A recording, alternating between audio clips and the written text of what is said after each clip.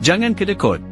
Diceritakan bahawa Al-Junaidi Al-Baghdadi setelah meninggal dunia, maka kedudukannya diganti oleh seorang lelaki yang bernama Muhammad Al-Hariri dan dia telah menetap di Mekah selama 1 tahun.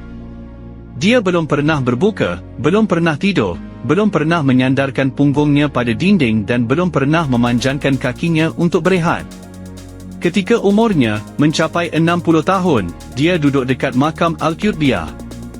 Kemudian dia ditanya orang, "Keajaiban apakah yang kamu lihat?" Dia berkata, "Sewaktu aku duduk di sudut, tiba-tiba masuk seorang lelaki yang tidak memakai kasut dan rambutnya pula terurai dan mukanya kelihatan pucat. Dia mengambil wuduk dan solat 2 rakaat, kemudian dia menyandarkan kepalanya dekat kocik atas bajunya sehingga masuk waktu maghrib. Apabila sampai waktu maghrib, dia mengambil wuduk dan sembahyang, setelah itu dia tidur kembali seperti mulanya." Berkata Muhammad lagi, "Kebetulan pada malam itu Khalifah Baghdad menjemput orang-orang sufi untuk memberi nasihat, dan kami hendak keluar untuk pergi ke majlis itu. Sebelum pergi saya bertanya kepada orang fakir itu, 'Wahai fakir, adakah kamu hendak ikut kami ke majlis Khalifah?' Berkata si fakir, 'Saya tidak ada hajat dengan Khalifah, tapi saya mahu kamu buatkan saya roti besar.' Saya berkata dalam hati, 'Pelik betul orang ini.' Lain kita tanya, lain pula yang dia jawab. Kemudian saya meninggalkan orang fakir itu dan saya pergi ke majlis Khalifah. Setelah selesai majlis Khalifah, saya pun balik semula ke masjid dan saya lihat pemuda itu sudah tidur. Kemudian saya pun tidur. Dalam tidur, saya bermimpi melihat Rasulullah sallallahu alaihi wasallam bersama 2 orang tua yang bercahaya terang dan di belakang pula ada satu jemaah besar yang mana kesemua muka mereka bersinar berkilauan. Ada yang mengatakan kepada saya, 'Inilah Rasulullah,' di sebelah kanan beliau ialah Nabi Ibrahim Khalilullah, di sebelah kiri Nabi Musa Kalimullah dan di belakangnya itu 124,000 para Nabi.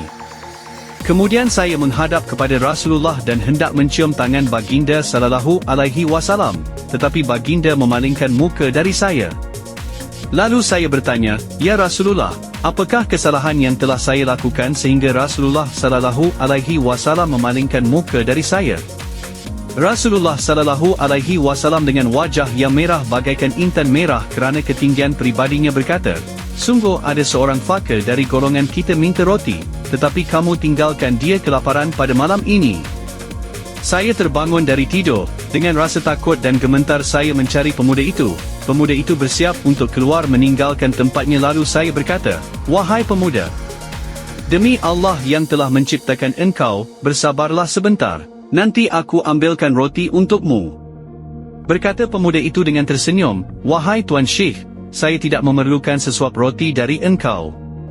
Dan di manakah kamu mendapatkan 124,000 para Nabi sebagai penolong hanya kerana sepotong roti?' Sambil berkata demikian dia menghilangkan diri. Wahai saudara-saudara, bersedekahlah kepada sesiapa sahaja yang memerlukan. Janganlah kita pandang orang itu dari negara lain, atau sebaliknya. Semua manusia itu sama sahaja, cuma Allah meletakkan manusia itu di mana-mana negara yang dikehendakinya.